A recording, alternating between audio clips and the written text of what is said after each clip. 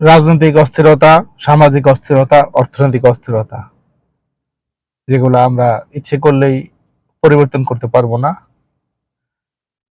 কিন্তু আমাদের সবচেয়ে বড় যে সমস্যা সেটা হচ্ছে মাদক সমস্যা। সমাজের প্রতিটি স্তরে, গ্রামে গঞ্জে মাদকের বিষাক্ত ছোবল অনেক পরিবারকে ধ্বংস করে দিচ্ছে। এ থেকে আমাদেরকে মুক্ত হইতে হবে। মুক্ত না হইলে আমাদের পরের জেনারেশনের ভবিষ্যৎ অত্যন্ত কঠিন হয়ে যাবে। আমরা আমাদের আশেপাশে, আমাদের নিজেদের পরিবার, নিজেদের সমাজ, প্রতিবেশী যারা আছে, যারা মাদকের সাথে সংশ্লিষ্ট, যারা মাদক কারবার করে, যারা মাদক সেবন করে, তাদেরকে আমরা প্রথমে বুঝিয়ে,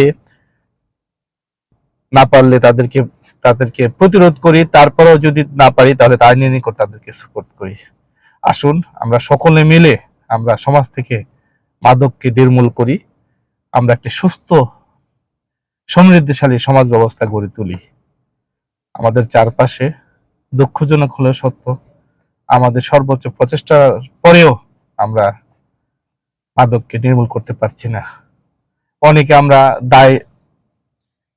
দায় সেরা বক্তব্য কথা বলছি, অনেকে আমরা ভয়ে কথা বলি না। যারা মাদক ব্যবসা করে বা মাদকের সাথে সংশ্লিষ্ট, তারা স্বাভাবিকভাবেই একটু উগ্র প্রকৃতির হয়, স্বাভাবিকভাবেই তারা অন্যদেরকে সম্মান দেখায় না।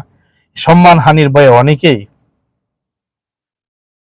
মাদক ব্যবসায়ীদের বিরুদ্ধে প্রতিরোধ গড়ে তোলে না। এই সমাজটা আমাদের, এই দেশটা আমাদের, এই সমাজকে, এই দেশকে আমাদেরকেই সুন্দর করতে হবে।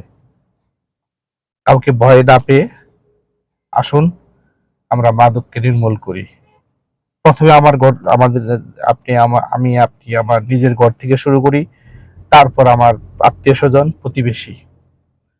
যেখানেই মাদক সেখানেই প্রতিরোধ। ধন্যবাদ সবাইকে।